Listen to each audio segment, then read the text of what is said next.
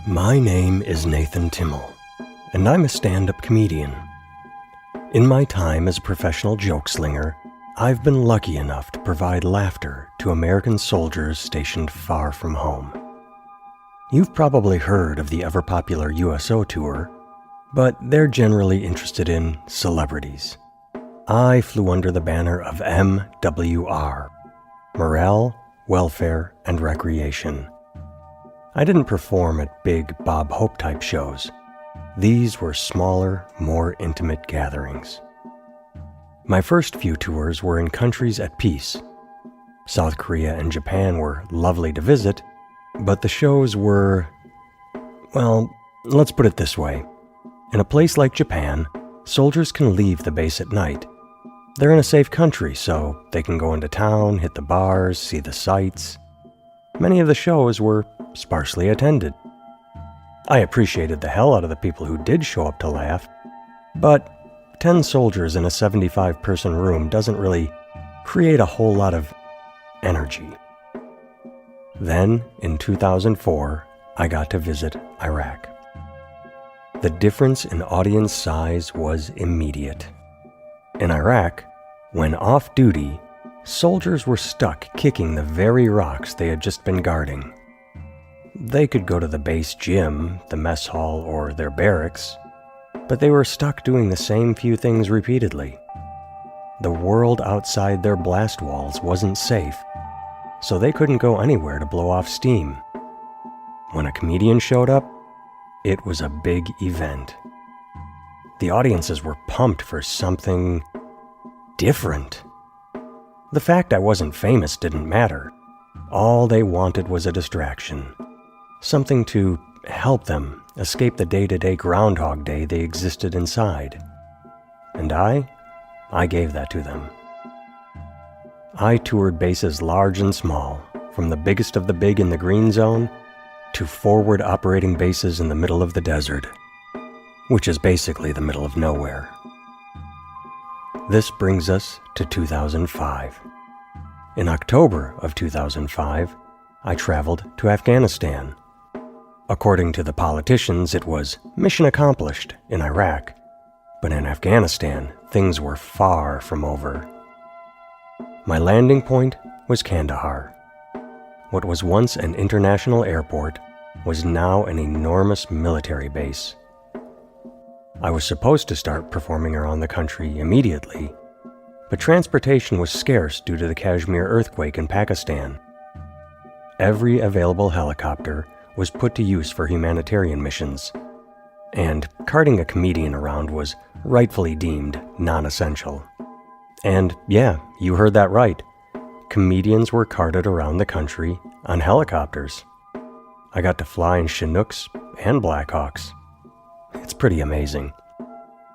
With convoys being targeted left and right, the optics of a civilian being injured, or worse, while trying to raise morale would be awful. So, entertainers were treated like endangered pandas. We had our handlers, and they watched out for us, so that we didn't make the news in the worst of ways. Anyway, during my downtime at Kandahar, I had the unfortunate opportunity to attend a ramp ceremony. An American soldier lost his life in an ambush in the Afghani hills. I was allowed to witness the loading of his flag-draped casket aboard the plane home. Now, I should explain. The military base at Kandahar, in 2005 at least, was international in nature. I couldn't tell you exactly how many countries were represented within its walls, but I visited with soldiers from England, France, and Romania, to name just a few. Now, I mention this because even though the ramp ceremony was honoring an American soldier, men and women from every nation appeared. Which specific flag they saluted didn't matter. Everyone respected the dead, borders be damned. In a war zone, the uniform creates a brotherhood that surpasses differences between governments. While politicians argue, soldiers unite. And here's the kicker. The fallen soldier wasn't even stationed at Kandahar. He was from a base out in the field. This means there is an overwhelming probability that those paying tribute, foreign or even American, had never even met the man. Such things didn't matter to them. They were there to honor the fallen because they knew all too well the meaning of the phrase, "There, but for the grace of God, go I." Living in a war zone meant they knew that it was nothing but happen chance that had them standing on the tarmac and not laying in the casket. They knew that somewhere parents were tearfully awaiting their child's arrival, and that a friend of the fallen, a fellow soldier, would accompany the body all the way to its destination. Once there, that person would look a mother, father, or wife in the eye and hand over the flag currently draped across the coffin. That soldier might have the awful reality of coming face to face with heartbroken children, sons and daughters of the deceased. Such a moment could crack a heart of stone. I don't know how often civilians are present at a ramp ceremony, but the experience left me emotionally confused. I felt humbled and embarrassed, like I was a tourist attending an event I had no fucking business being at. Afterward, when I shared those thoughts with Major Robert Macareg, the man who had invited me to attend, he said he wished more non-combatants could witness such events. The more you are aware of the cost of war, the less you support the idea of war.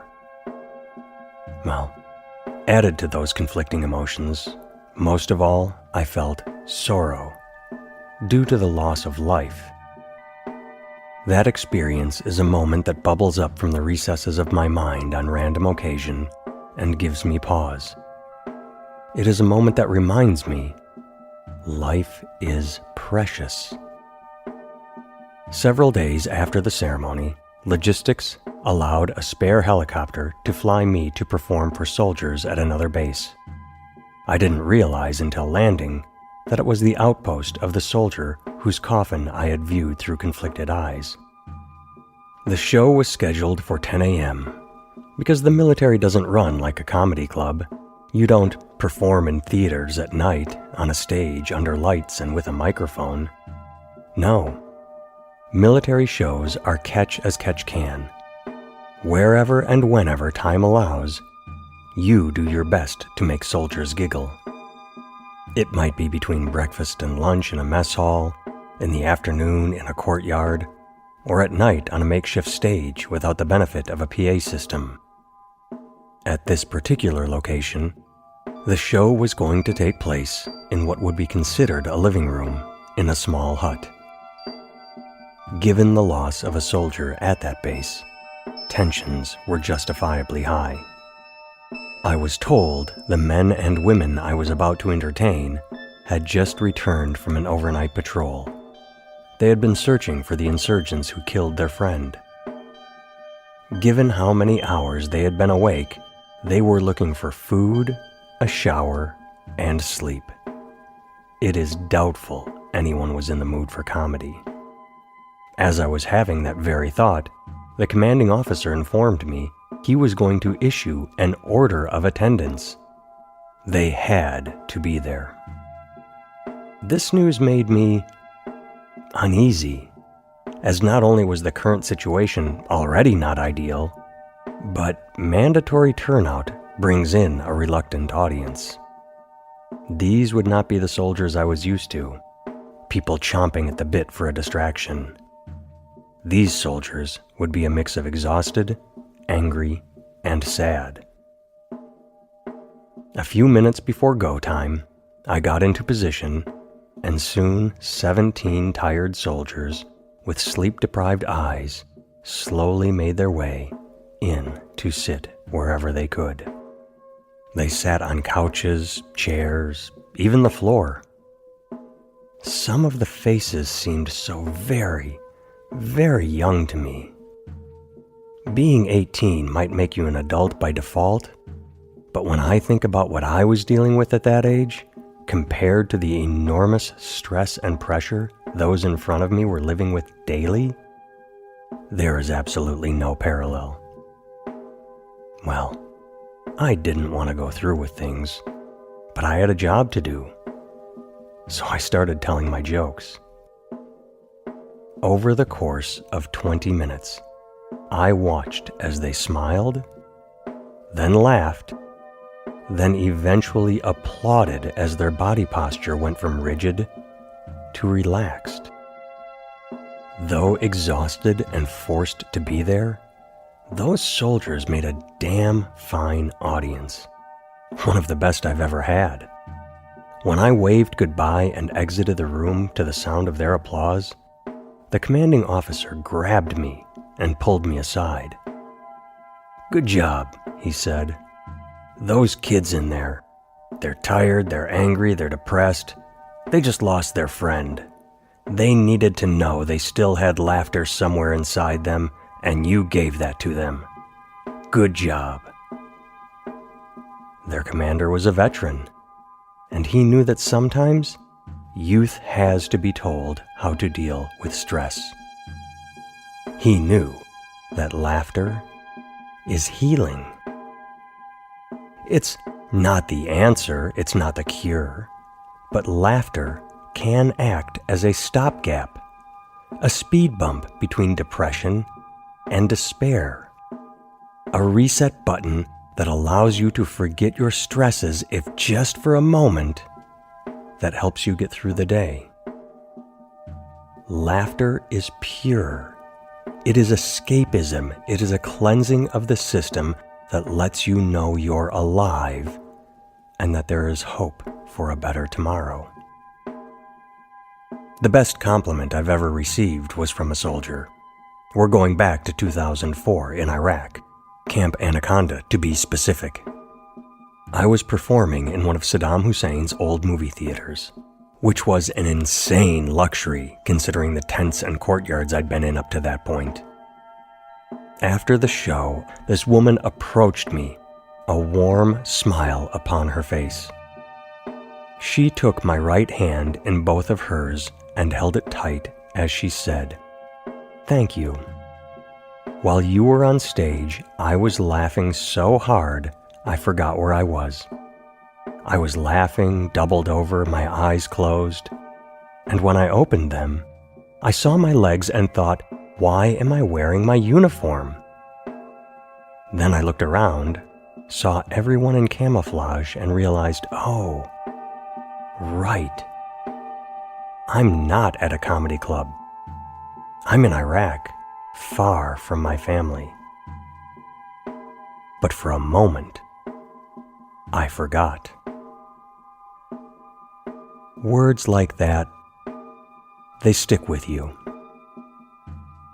Regarding the 17 soldiers in Afghanistan, even though they had lost a brother in arms, someone most likely a close friend, they were still alive. Even if comedy seemed like the most inappropriate thing in the world, they needed to understand they still had laughter inside them.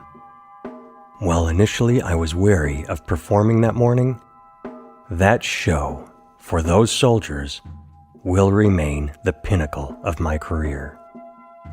Of all the hours I've spent cajoling strangers into smiling, that one held more meaning than any other. I have a picture of that day taken after the show. I'm sitting on the floor in the center of everyone, and my eyes are wide as if I was just surprised by the flash of the camera and thought I had several more seconds to ready my face. Those surrounding me are a mix of smiles and contemplation. They've enjoyed the show, but laughter in such a place is fleeting. Tomorrow I will be gone, and they will remain. Violence will surround them, and the brutal weight of war will be back upon their shoulders. I made no real difference in their lives, but for 20 minutes, I helped. even if only marginally.